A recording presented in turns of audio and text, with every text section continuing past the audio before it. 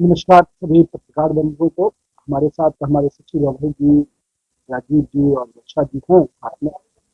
आवाज आ रही है? कौन है सर? तो इस निमित्त अभी हम लोगों ने विभाग के जो मुख्य बिंदु हैं आपके सामने रखे, सचिव महोदय ने, अभय जी ने रखा है।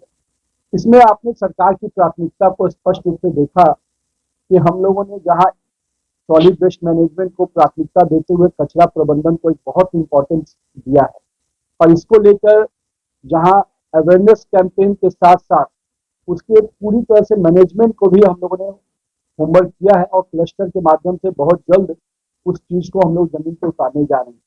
और चूंकि हम लोगों ने उसके लिए छोटे यूएलबीज और बड़े नगर निगम को भी आपस में क्लबिंग किया है, जिसका ब्यौरा आपको सचिव महोदय ने दिया। लेकिन इसके साथ साथ इसके अवेयरनेस कैंपेन को भी हम लोगों ने तेजी से उठाया है, और सभी नगर निगम को कुछ मापदंड दिए हैं कि इसको आधार बना के आपको जहां डोर टू डोर कलेक्शन हैं, वहीं सेग्रीगेशन के मॉडल को भी आपको ध्यान में रखना हो, क्योंकि भविष्य में अगर हमको पूरी तरह से सॉलिड वेस्ट मैनेजमेंट की यूनिट बैठाने हैं तो उसमें सेग्रीगेशन बहुत ही इंपॉर्टेंट रोल प्ले करेगा। तो उसके दृष्टि से सभी यूएलबीज को और सभी नगर निगम को भी एक प्रॉपर गाइडलाइन विभाग की तरफ से दिया गया है।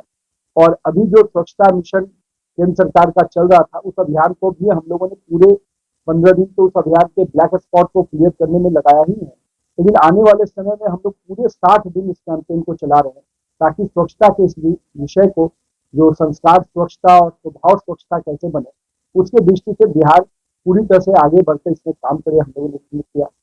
साथ ही साथ नई योजनाओं की चर्चा हुई है, जो कि काफी समय से लोगों का डिमांड था।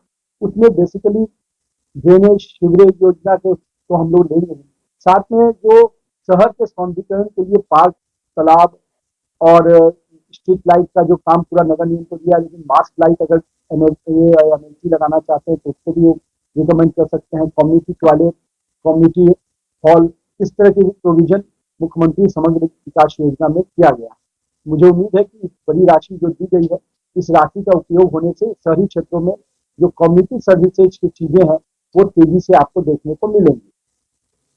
साथ ही साथ जो कुछ योजनाओं की चर्चा अभी हुई है, सम्राट अशोक भवन का, और साथ में जो हम लोग मुक्ति धाम योजना है, मोक्ष धाम का, ये दोनों योजनाओं के लिए भी राशि दी गई है। और विभाग का ये मानना है कि मोक्ष धाम और सम्राट अशोक भवन हम लोग जो आने वाला वित्तीय वर्ष है उसके पहले हम लोग कैसे बहुत सारी योजनाओं को कंप्लीट करता है। तो मोक्ष धाम की योजना तो हम लोग दिसंबर में ही कंप्लीट करेंगे सभी योजनाओं को, और उसमें पूरा तरह से कुछ बड़ी यूनिट भी है जिसमें हम लोग कर सकते हैं। ग्रीन फ्यूनरल सिस्टम को भी लाया गया है, जैसे पटना में, भागलपुर में, तो ऐसे ही जगह पर ग्रीन फ्यूनरल सिस्टम के दृष्टि से भी हम लोग उसमें आगे बढ़े हैं। और मुझे उम्मीद है कि वो योजना जब कंप्लीट होगी तो पूरी तरह से हर राज्य में अपना एक, हर जिले का एक यूनिट अपना हो जाएगा।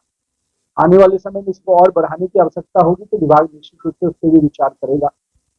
साथ ही साथ जो बड़े स्कीम्स हैं, खास करके जिसकी चर्चा स्मार्ट सिटी की बात है, स्मार्ट सिटी में जो सबसे बड़ा कंपोनेंट जो सभी बड़े शहरों को हम लोगों ने जोड़ने में सफल हुए, ICCC वाला, इससे कम से कम एक तरफ से पूरे शहर की सुरक्षा की दृष्टि से भी वो काम आ रहा है।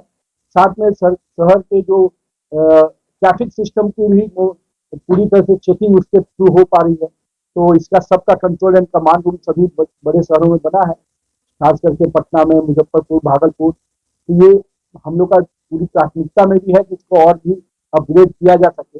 आने वाले समय में हम लोग का प्रयास है कि जो हमारे लाइटिंग कंपोनेंट है वो भी इससे कंट्रोल हो, क्योंकि बड़े शहरों में लाइटिंग लगने के बाद उसके मेंटेनेंस का विषय भी रहता है। तो जहाँ निगम मेंटेन करेगा वहीं उसकी चेकिंग की दृष्टि से भी हम लोग इस ICCC को जोड़ने की योजना पर काम कर रहे हैं। ठीक है, बाकी कंपोनेंट को भी हम लोग, क्योंकि 2025 इसका ड्यू डेट रखा गया है, तो अभी तक हम लोगों ने करीब 74 स्कीम पूरा किया है, और कुछ स्कीम 54% स्कीम 70% 60% कम्प्लीशन के स्टेज में है। तो हम लोग चाहते हैं कि जो मार्च का जो डेट है हम लोग का, इस स्कीम के खत्म होने के पहले हम सारी स्मार्ट सिटी योजनाओं को कंप्लीट करने में सफल हों। इसके बाद हम लोग का जो अमृत योजना और जो केंद्र की अन्य योजनाओं है, वाटर सप्लाई और इसमें बड़े STP के निर्माण के लिए, उसके भी राज्य सरकार कुछ योजनाओं को सम्मति देकर अब केंद्र को भेज दिया। हम लोग का प्रयास है कि अमृत फेज 2 का भी जो पैसा हम लोग को है अधिक से अधिक योजना का लाभ बिहार को मिल पाए। और बहुत जल्द अगर कुछ दिनों में हम लोग कुछ योजनाओं की निविदा भी करने जा रहे हैं, जिसमें कई बड़े शहर को STP योजना देने की भी हम लोग की प्राथमिकता में है। साथ ही साथ जो मेट्रो की बात है, मेट्रो की बात की भी चर्चा सचिव महोदय ने की। हम लोग तो पूरे तेजी से काम कर रहे हैं और जो इच्छा माननीय मुख्यमंत्री जी की और माननीय अपने सम्राट चौधरी जी की है, उस पर पूरा विभाग तत्परता से निर्णय ले रहा है कि जो हमारा ड्यू डेट है 2026 का, उसके पहले हम क्या कर सकते हैं, इसकी भी समीक्षा करें। और जो प्रायोरिटी कॉरिडोर हम लोगों ने रखा है, उस प्रायोरिटी कॉरिडोर को कैसे हम आगे ले जा सकते हैं, इस पर विभाग काम कर रहा है। बहुत जल्द इस पर हम लोग निर्णय लेने की स्थिति में आ पाएंगे। तो ये सारी बातें आपके सामने रखा गया है। और विभाग का जो ध्येय है कि जो स्वच्छता अपने आप में बहुत इंपॉर्टेंट होता है, नगर विकास में जब लोग जुड़ते हैं तो 3 बड़े कंपोनेंट की चर्चा करते हैं, स्वच्छता का, एक शुद्ध पानी का, और दूसरा कि जल जमाव से मुक्ति का। तो बहुत हद तक जल जमाव से मुक्ति में कई योजनाएं, बड़ी योजनाएं भी राज्य सरकार ने ली है और अब विधायकों और विधान परिषद को भी इसका अधिकार दिया गया कि वो भी बड़ी योजनाओं को ले सकते हैं। साथ ही में हमारे जो GSDs हैं, जिनको 15 फाइनेंस कमीशन और state finance commission, 6 state finance commission से जो राशि मिलती है, उसके लिए भी हम लोगों ने प्रॉपर गाइडलाइन दिया है। कई बार ये प्रॉब्लम आती थी कि हर ULG अपने डिसीजन कुछ लेते थे, तो उन डिसीजन में भी एक प्रॉपर विभाग का गाइडलाइन दिया गया है कि इन योजनाओं को इस प्रकार से आप कंप्लीट करें। और जिसमें लाइटिंग एक बहुत बड़ा विषय था, तो लाइटिंग का भी अधिकार धीरे धीरे ULGs को दिया जा रहा है, ताकि उन ULGs अपनी लाइटिंग को लगाए भी और उसके मेंटेनेंस की भी चिंता वो करे।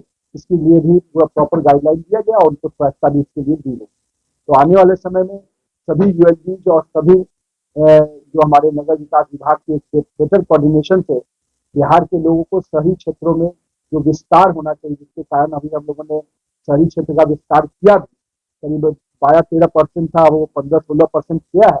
लेकिन हम लोग का मानना है कि इस चीज को अगर हम लोग और नए प्राधिकरण जब बनाने जा रहे हैं, तो जो पुराने नए प्राधिकरण का पूरा स्वरूप जब उभरेगा, तो अर्बनाइजेशन की दिशा में हम लोग और तेजी से आगे बढ़ पाएंगे। और जो तो ऐसे ही तमाम खबरों के लिए आप सभी बने रहिए हमारे साथ और देखते रहिए बिहार उज्जवल न्यूज।